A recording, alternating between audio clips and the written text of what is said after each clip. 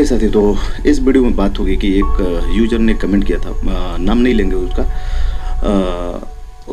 उन्होंने कमेंट किया था कि सर जो बालिग होता है वो 18 वर्ष से ऊपर होता है, और जो नाबालिग होता है, नाबालिग का उन्होंने कमेंट दिया जो 3 साल का होता है। तो मैंने सज़ा पे कुछ कहा था कि इनको भी सज़ा हो सकती है, तो उन्होंने ऐसा कमेंट किया था। तो थोड़ा हम लोग उस पर चर्चा करेंगे कि ये बालिग क्या होता है, नाबालिग क्या होता है। क्या नाबालिग को भी जिसकी उम्र 18 वर्ष से कम है और किसी खतरनाक किसी अपराध में शामिल है, संलिप्त है, नाबालिग है जिसकी उम्र 18 वर्ष से कम है, तो क्या वह जेल जा सकता है? जी हाँ, बिल्कुल उसको जेल जाना पड़ जाएगा। और देखिए, जो भी इसमें बातें हो रही हैं वीडियो में, यह एक जानकारी सामान्य जागरूकता के लिए है। आपको जानना चाहिए। आप हर एक हमारे वीडियो में एक सामान्य जागरूकता के लिए जानकारी हम आपको देते हैं। अगर विशिष्ट कानूनी सलाह के लिए कृपया अपने अधिवक्ता, जो अधिकृत अधिवक्ता है, उनसे आपको सलाह लेनी चाहिए। तो चलिए हम वीडियो को आगे बढ़ाते हैं। तो इस वीडियो में हम जानेंगे कि नाबालिग अगर कोई है तो उस पर कैसे केस बनते हैं और कैसे केस किया जाता है। तो चलिए, जिनकी उम्र जो होती है 18 वर्ष से कम होती है, वो क्या होते हैं? नाबालिग होते हैं। और नाबालिग और किन किन हालात में केस नहीं लगता है? अगर बालिग होते हुए भी 18 वर्ष से ज़्यादा आपकी उम्र है तो किस हालात में आपके ऊपर केस नहीं लागू होगा?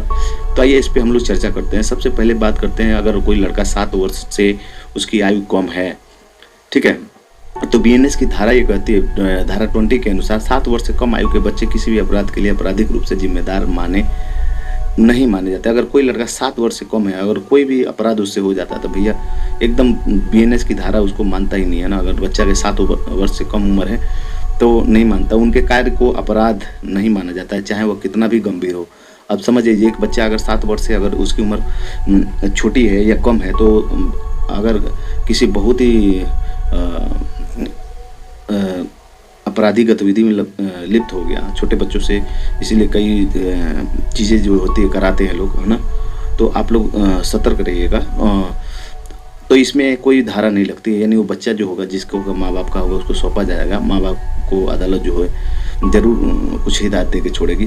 अगर 7 वर्ष से 12 वर्ष की आयु की कोई लड़का है तो क्या उसके कोई अपराध कर दिया है तो उसके ऊपर धारा लगेगी? आइए इस पर हम लोग चर्चा करते हैं। तो बीएनएस की धारा जो 21 के तहत है, 7 वर्ष से 12 वर्ष की आयु के बच्चों को उनके समझ की परिपक्वता के आधार पर आंका जाता है। यदि वह सिद्ध हो जाता है कि बच्चे को अपने कार्य की गंभीरता का ज्ञान नहीं था तो उसे आपराधिक जिम्मेदारी से छूट मिल जाती है। उसको नहीं पता है, छोटा बच्चा है, अगर 7 से 12 वर्ष का है और उसको नहीं पता है कि उसने क्या किया है, तो वहाँ पे उसको जो है छोड़ देगा कानून। लेकिन 12 से अगर 18 वर्ष का अगर लड़का है, कोई आपका लड़का अगर 12 वर्ष से उम्र ज़्यादा है, तो ये डेंजर जोन में आ जाता है। 12 से 18 वर्ष का लड़का जुवेनाइल जस्टिस एक्ट जो होता है 2015 की धारा 15 के तहत 16 से 18 वर्ष की आयु के नाबालिग जो जघन्य अपराध, हीनियस ऑफेंस जैसे हत्या, बलात्कार या डकैत जैसे गंभीर अपराधों में शामिल होते हैं, या को कुछ परिस्थितियों में वयस्क की तरह मुकदमा चलाया जा सकता है। तो देखिए, उन्होंने यूजर ने कमेंट किया था कि नाबालिग के ऊपर सर नहीं होता है। तो भाई साहब, आपके ऊपर देख लीजिए इस वीडियो में, ठीक है, कि अगर जघन्य अपराध तो आपका या हमारा कोई भी अगर लड़का है, अगर 12 से 18 वर्ष में हो जाती है, उसकी उम्र अगर आ जाती है, तो भाई साहब वो लड़का जो है अपराध के दायरे में आने लगता है। अगर जघन, जैसा कि हमने बताया है अभी आपको, डकैती में, गंभीर अपराधों में शामिल होता है, को कुछ परिस्थितियों में वयस्क की तरह मुकदमा चलाया जा सकता है, जिसके लिए जुवेनाइल जस्टिस बोर्ड जो है, जेजेबी इसको बोलते हैं, यह मूल्यांकन करते हैं कि बच्चे ने अपराध को वयस्क की तरह समझा। यानी एक बड़ा आदमी जैसे अपराध करता है, उस तरह से अगर अपराध 12 से 18 वर्ष का लड़का भी करता है एक वयस्क बड़े लोगों के जैसे, तो वो कह रहा है वयस्क की तरह समझता है और इस इरादे से किया हो या नहीं।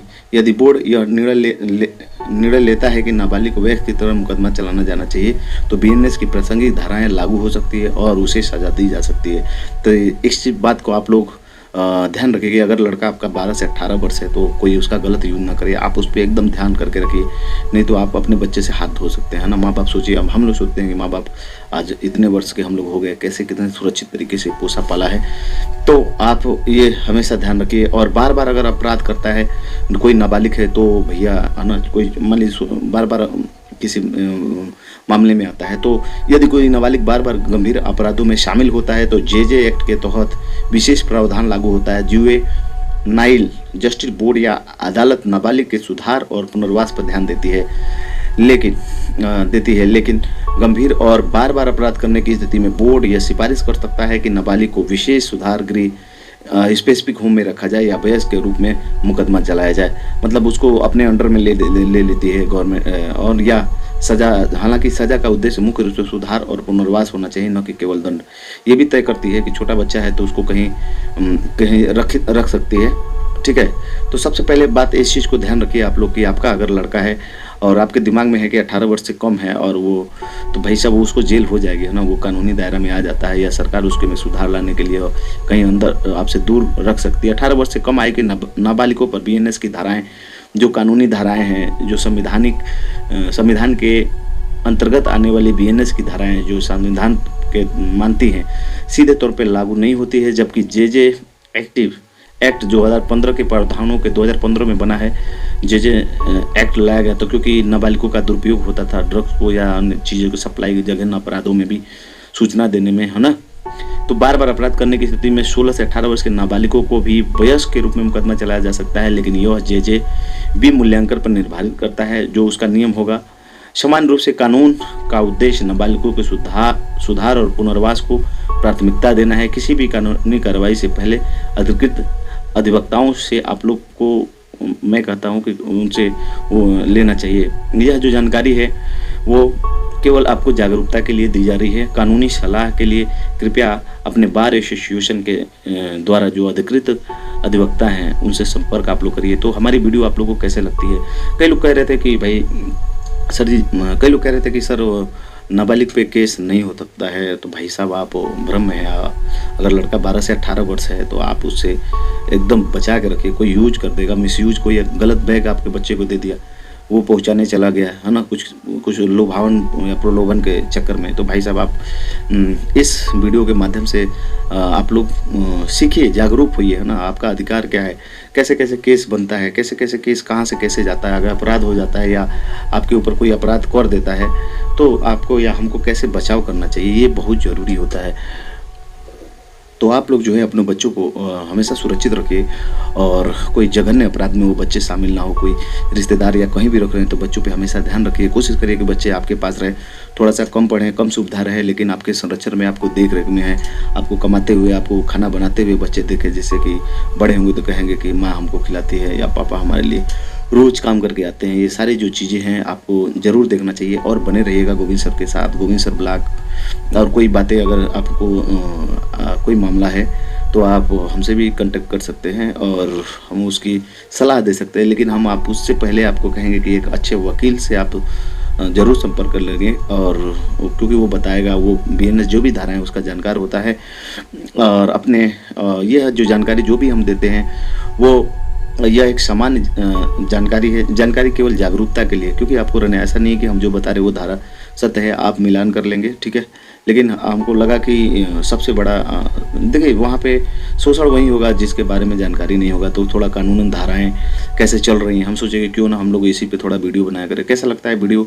और कई लोग तो ये ज़रूर सोच रहे होंगे कि सर अचानक पढ़ाते थे फिजिक्स, केमिस्ट्री, मैथ पढ़ाते थे, इंग्लिश पढ़ाते थे, चलिए राजनीतिक चर्चा हो जाती है, अचानक कानून वाले मुद्दे पर कैसे आ गए।